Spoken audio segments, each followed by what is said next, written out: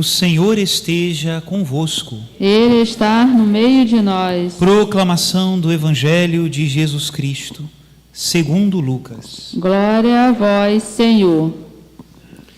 Estava chegando o tempo de Jesus ser levado para o céu. Então ele tomou a firme decisão de partir para Jerusalém e enviou mensageiros à sua frente. Estes puseram-se a caminho e entraram num povoado da Samaria para preparar hospedagem para Jesus. Mas os samaritanos não o receberam, pois Jesus dava a impressão de que ia para Jerusalém. Vendo isto, os discípulos Tiago e João disseram: Senhor, queres que mandemos descer fogo do céu para destruí-los? Jesus, porém, voltou-se e repreendeu-os, e partiram para outro povoado. Enquanto estavam caminhando, alguém na estrada disse a Jesus: Eu te seguirei para onde quer que fores. Jesus lhe respondeu: As raposas têm tocas e os pássaros têm ninhos, mas o Filho do Homem não tem onde repousar a cabeça. Jesus disse a outro: Segue-me. Ele respondeu: Deixa-me primeiro ir enterrar meu pai. Jesus respondeu: Deixa que os mortos enterrem os seus mortos, mas tu vai anunciar o reino de Deus. Um outro ainda lhe disse: Eu te seguirei, Senhor, mas deixa-me primeiro despedir-me dos meus familiares. Jesus, porém, respondeu-lhe: Quem põe a mão no arado e olha para trás, não está apto para o reino de Deus. Palavra da salvação. Glória a vós, Senhor. Os queridos irmãos e irmãs, uma coisa que nós não podemos ter dúvida no Evangelho de hoje é que Jesus estava com pressa, e com muita pressa. Não dava tempo para nada, né? Nem para enterrar os mortos, nem para dar beijinho na família, nem para olhar para trás. A coisa era rápida, não é? E o tema da liturgia da palavra de hoje é o tema da vocação. O Padre Zezinho tem uma frase que sempre me chamou muita atenção. Quando eu a ouvi, eu já era padre, mas se eu tivesse escutado ela quando jovem, também tenho certeza que seria o mesmo impacto. Ele define vocação como o clamor da necessidade. Ou seja, diante das necessidades, Deus nos chama a sanar as necessidades, mais ou menos isso, não é? E isso nos diz também que a vocação tem um elemento de urgência. Nós não podemos planejar a vocação. Não dá para colocar uma agenda e dizer assim: no meu cronograma, por exemplo, sou chamado ao sacerdócio, não é? Então vamos lá. No meu cronograma, primeiro eu tenho que despedir-me da minha família. Depois eu tenho que fazer uma faculdade. Depois eu tenho que fazer um curso super, mega, ultra importante. Depois eu preciso aproveitar a vida, porque vai que depois eu me arrependo. Depois eu deixo engatilhado já um trabalho e tal. E aí eu entro para o seminário. Não funciona. Meus irmãos, não funciona. Vocação não é assim. Tem uma música que ficou famosa há um tempo atrás, dos jovens, né, da comunidade Shalom, que se chama Malas Prontas. Não sei se vocês já ouviram essa música. Que a letra diz assim: Estou de malas prontas para servir o meu Senhor. Bonita a música, né? Até poético. E aí, os jovens que compuseram essa música foram falar com a cofundadora da comunidade, que se chama Emir Nogueira, famosa pregadora também católica, né? E disseram para ela, mostraram para ela a letra e perguntaram o que ela achava. Ela disse: Que bonito, gostei muito da música, da animação, que é uma coisa muito do jovem, né? E gostei da letra, só tem um erro. Aí o pessoal falou: Mas qual o erro? Ela falou: Quem quer servir a Deus não tem tempo de fazer as malas. Esse é o tempo da urgência. Se nós começarmos a colocar muitos protocolos, nós não chegaremos lá nunca, nunca, nunca. E agora esse caminho de Jesus é um caminho de urgência. Por quê? Diz o início do Evangelho: porque está chegando o tempo de Jesus ser levado ao céu. Nós somos cristãos, não é? Nascemos numa comunidade cristã. Se nós fôssemos judeus e escutássemos esse primeiro versículo aqui de Lucas, nós relacionaríamos imediatamente com a primeira leitura de hoje. Elias é aquele que foi arrebatado ao céu. Elias, fugindo da rainha Jezabel, que queria cortar a cabeça dele, foi para o Monte Horebe. Lá ele encontrou a Deus, lembra daquela história? Primeiro passou um fogo e Deus não estava no fogo. Passou o vendaval, Deus não estava no vendaval. Passou o terremoto, Deus não estava no terremoto. Veio uma brisa suave e então Elias sai da caverna, cobre o rosto, porque ali é Deus. E Deus ali dá algumas ordens a Elias. Alguns reis que Elias deveria ungir. E por último, que Eliseu seria profeta no lugar de Elias. Essa é a vocação do Senhor. Que vocação estranha, Jesus. Para um outro, não é?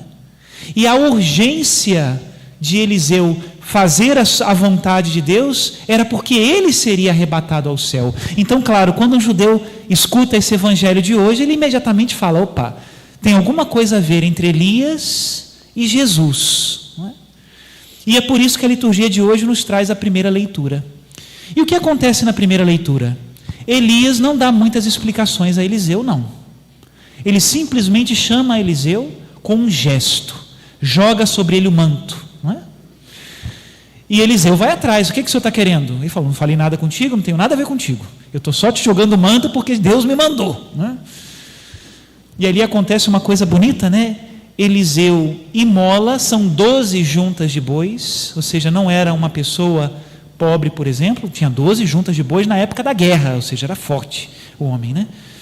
12 juntas de bois, que simbolizam de alguma maneira também as tribos de Israel, imola aqueles bois a Deus, e uma parte distribui também em alimento para a sua família, ou seja, de alguma maneira deixa as coisas arrumadas, não é? E depois segue a Elias. Esse é um símbolo muito bonito da vocação. Não existe vocação sem imolação. Ninguém pode seguir a Deus sem deixar alguma coisa para trás, sem oferecer um sacrifício. Uma pergunta importante também para alguém que começa uma vocação, não é? Seja ao sacerdócio, seja um namoro que de fato é um namoro cristão. E o que é um namoro cristão? É um namoro que mira para o matrimônio, não é? Quem namora e não está a fim de casar, não está fazendo a vontade de Deus. Claro que você pode começar um namoro e depois entender que não é aquela pessoa. Até aí, 0 a 0. Mas o início de um namoro é o início de uma pessoa que caminha para o matrimônio. Senão nós estamos trocando muito as ideias e nos esquecendo da verdade do Evangelho de Jesus Cristo. Mas qualquer vocação, também o namoro, não é? Vocação sacerdotal, vocação missionária, tantas vocações que existem na Igreja de Deus, todas elas exigem de nós uma certa imolação. Nós poderíamos nos perguntar agora, o que nós estamos dispostos a deixar para fazer a vontade de Deus na vocação com a qual Ele me chamou? Essa é uma pergunta importante. Porque se diante dessa pergunta eu disser, eu não estou disposto a deixar nada, para tudo, procura um sacerdote, faz uma boa direção espiritual e depois recomeça.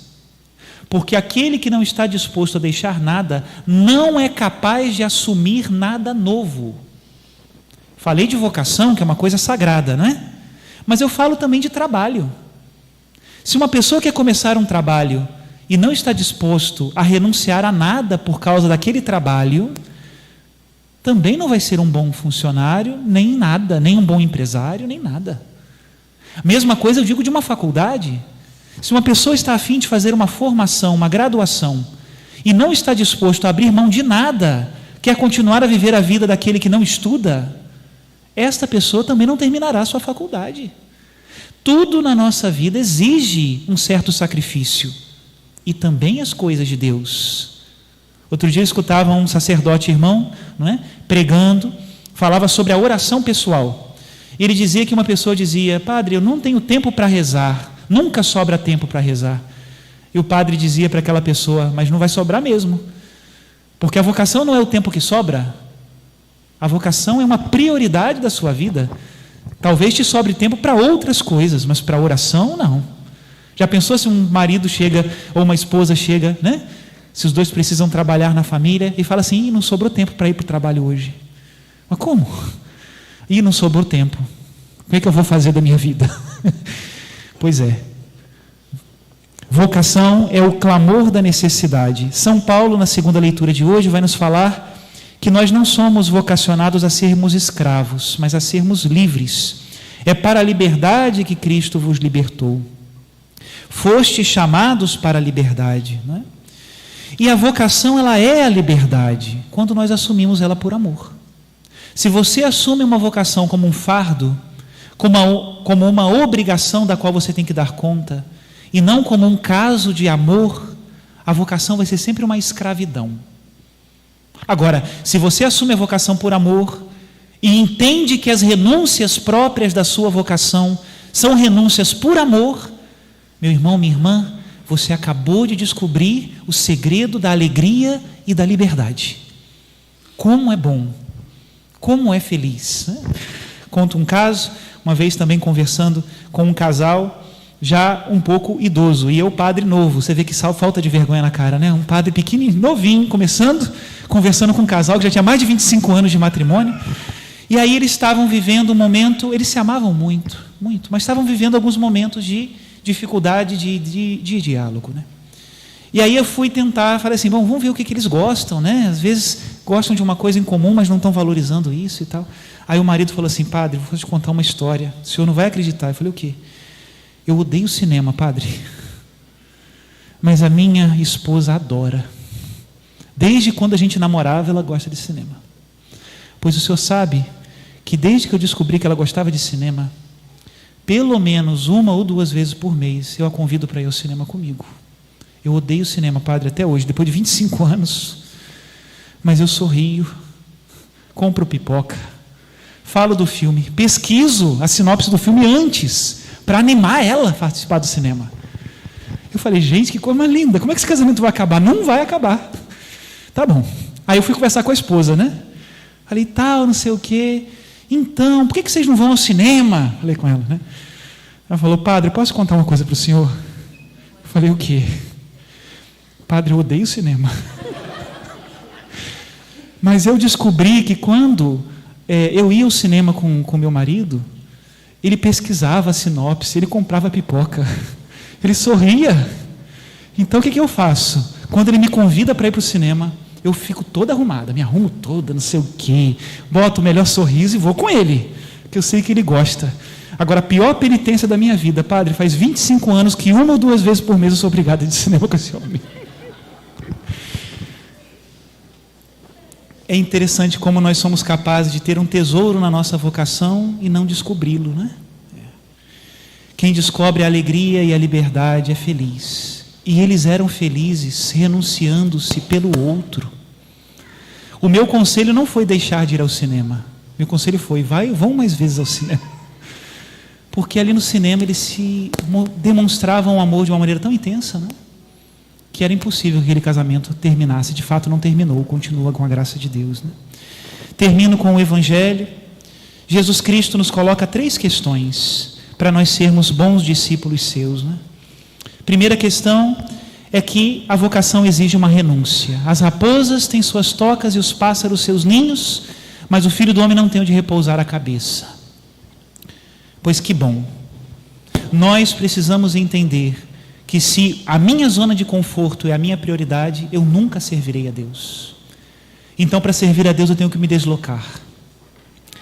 A segunda coisa que acontece é que Jesus chama a pessoa para segui-lo e ele diz, deixa-me primeiro enterrar o meu pai. Parece que Jesus é insensível, não é? Deixa que os mortos enterrem seus mortos, mas tu vai e anuncia o reino de Deus. Mas mais uma vez o Evangelho está nos falando dessa urgência. Existem coisas urgentes. Não descuidemos a família, meus irmãos, de modo algum. Eu mesmo preciso dizer isso. Esses dias mesmo eu perdi uma pessoa muito importante na minha família e fui lá para o sepultamento dessa pessoa, né? Minha avó, mas não é essa a questão, não é uma questão prática, não podemos ler a Bíblia assim. O que o Senhor está nos dizendo é, não perca o sentido de urgência, é necessário.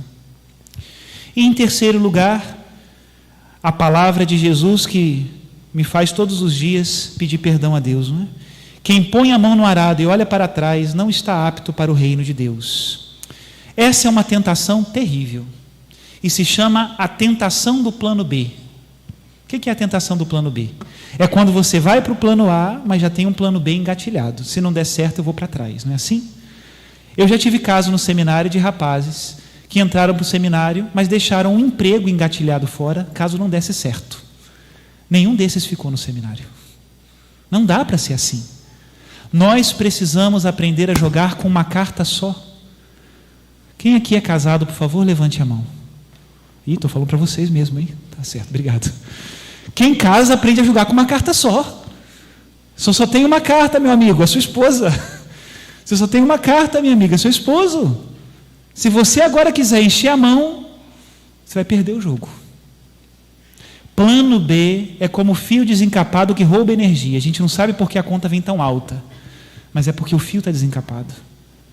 Não permitamos que isso aconteça. Se você tem uma vocação, valorize aqueles que estão na sua volta e ame a sua vocação. Ali você vai ser feliz e vai encontrar a liberdade. Louvado seja nosso Senhor Jesus Cristo. Para sempre seja louvado.